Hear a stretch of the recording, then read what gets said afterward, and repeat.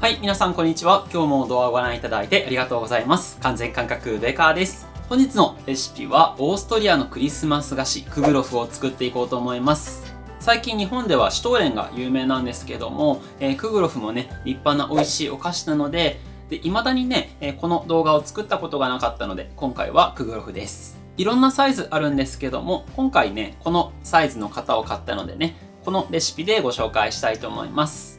この動画を見れば発酵菓子のね、作り方と原理がわかるようになってますので、もちろんクグロフ作りたい方とか、同じ生地でね、シュトーレンも美味しくできますのでね、参考にしていただけたらと思います。それでは本編はこちらです。どうぞ。は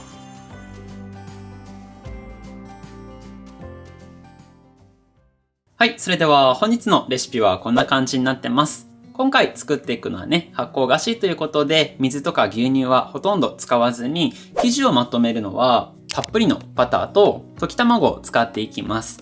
イメージとしてはね、パウンドケーキの割合と結構近い部分はありますね。それでは、まずはね、いろいろとした準備があるので、そちらからご紹介していこうと思います。まずはこちら、ドライフルーツですね。通常はラム酒漬けにしたレーズンとかがね、使われることが多いんですけども、今回はね、こちらの富澤商店さんで売ってるフルーツビッツをね、使ってますね。で、ドライフルーツの中にはフルーツ同士くっつかないようにね、オイルコーティングされてるものもあるので、それを剥がす目的と、あとはね、ふっくら水分吸わせる目的で、お湯を注いでいきます。軽くほぐして、程よく水分を吸わせるとね、ジューシーな食感にフルーツが仕上がります。30秒ぐらいしたらお湯を捨てます。そしてよく水気を切っといてくださいね。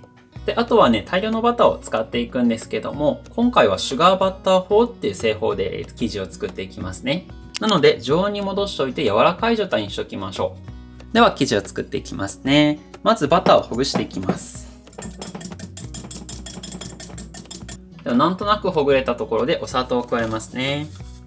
この製法はバターにたっぷり空気を含ませて副原料を加えることで小麦同士のつながりを弱くするんですね。軽いようなお菓子みたいなね、ソフトな食感に仕上げるような製法になってます。このシュガーバッター法で調べるとね、パウンドケーキのレシピが一番多く出てくるかなと思います。ではお砂糖も馴染んだところで、その後はお塩を入れます。そして卵ですね。こちらはね、分離しやすいので2回ぐらいに分けて入れますね。まずは目分量半分ちょろちょろっと入れてなじませます。均一になじんだら残り半分も入れていきます。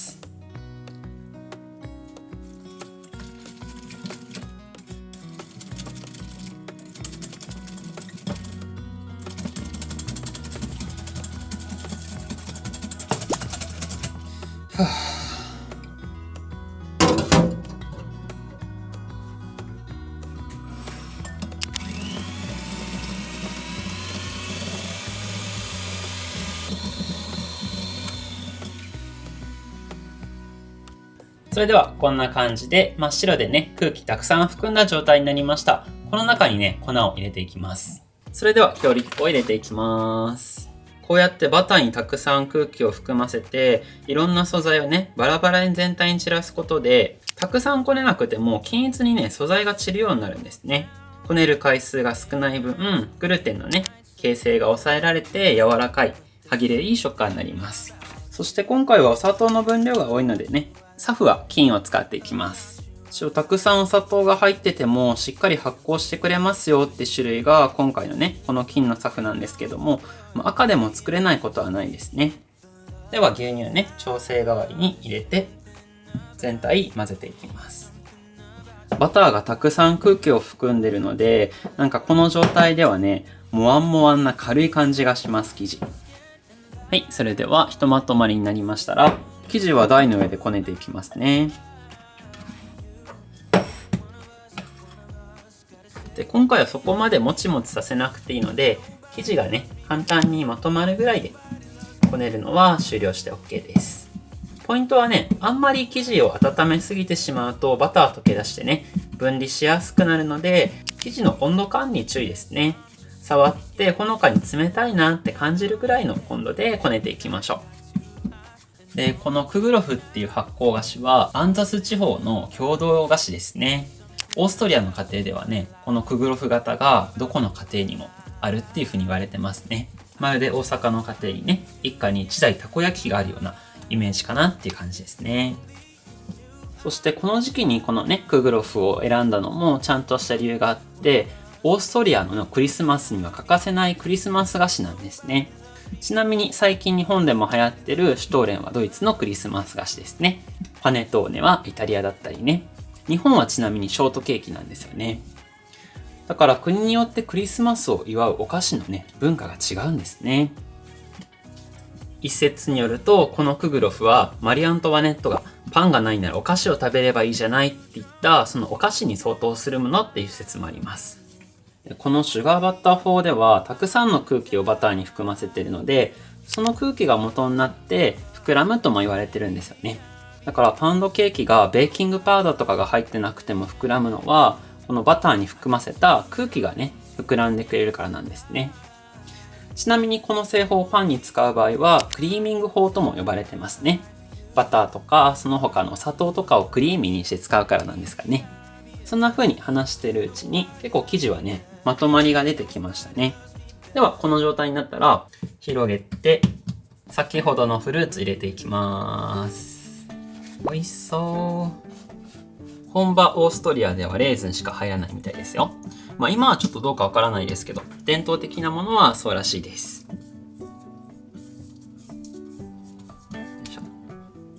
こういう風にして全体に散らしていきます。このドライフルーツが入って必要以上にこねてしまうと、ドライフルーツからね、糖分が出てべちゃべちゃになります。だから生地が完成したこのタイミングでね、混ぜ込んでいきましょう。見た感じ、こういう風に全体に行き渡ってたら OK です。これもじゃあちょっと丸くね、整えて。いいじゃん、いいじゃん。はい。これで、生地ボウルに移して、ラップをしたら、温かいところでね、大きさが倍ぐらいになるまで発酵させてきます。それでは発酵ですね。今これくらいの大きさです。いってきます。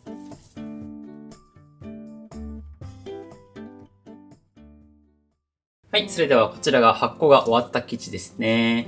今回の生地は水分が少ないので、あんまりね、発酵の進み方としてはね、ゆっくりな遅い感じです。ではここでね、生地出して、6個に分割していきますね。だいたい1個あたり 40g ですね。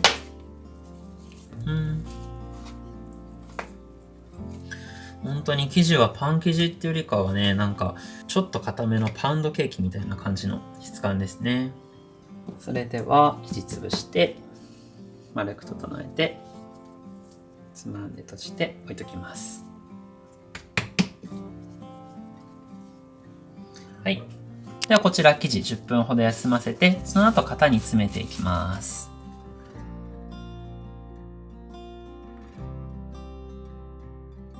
はい、それでは休ませる時間が終わった生地ですね。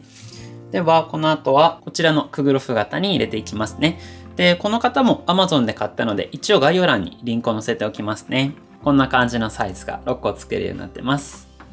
で、これもそんなに難しいことはなくて、中心の部分ね、これをグッと指で穴開けて、ドーナツ状にしたら、型に押し込むだけです。はい、こんな感じ。これを全部やっていきますね。中心グッと開けて、ドーナツ状、これを押し込む。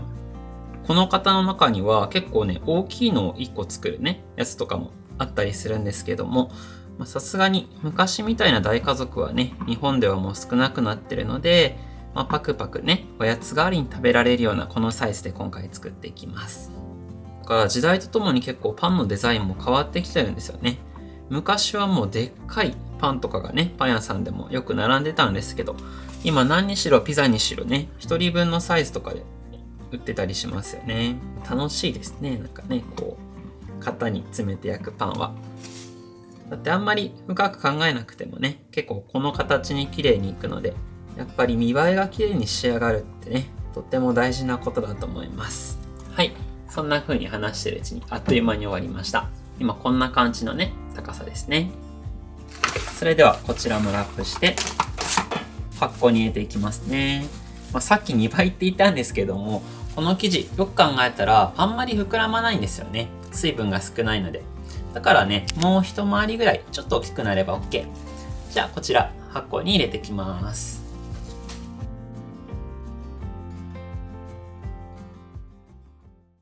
それでは発酵が終わる前にオーブンの予熱を準備しておきましょう。砂糖。それではこちらが発酵が終わった生地ですね。結構ね、ふっくら感が出てますね。それではこちら焼いていきます。楽しみですね。では行ってきます。それでは予熱の準備できているので、やけどに気をつけて焼いていきましょう。いってらっしゃい。美味しくなって帰ってきてね。スタート。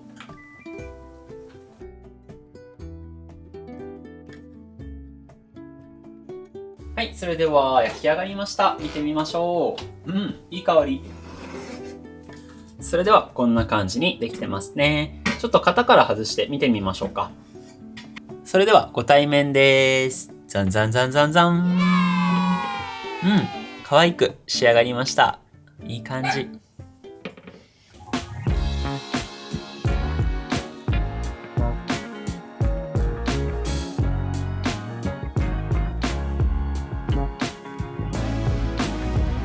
はい、それでは本日はオーストリアのクリスマス菓子クグロフを作ってみました。こんな感じに仕上がってます。今回型がね結構小さめだったので一口大でねパクッと入る可愛いサイズになってます。では早速味見してみたいと思います。いただきます。うまっ。もう食感がサクホロですね。もう外側サクサクしてて中の部分がちょっとしっとり感はあるんですけども、ホロホロした崩れる感じがねたまらないです。やっぱり配合がねパウンドケーキと似てるだけあって味もね近い部分ありますね。で今回たっぷり入れたドライフルーツね、これもジューシーで甘みがあってね水分があるので、この少し乾いた生地とね相性がとってもいいです。紅茶とかコーヒーとかと合わせたいですね。これからクリスマスに向かってね見る機会とかが多くなると思うので、ぜひ皆さん作ってみてください。はい、それでは本日の動画いかがでしたでしょうか。作ってみたいな、食べてみたいな、美味しそうだなって思った方、ぜひチャンネル登録、高評価していただけると嬉しいです。それではまた次回の動画でお会いしましょう。失礼します。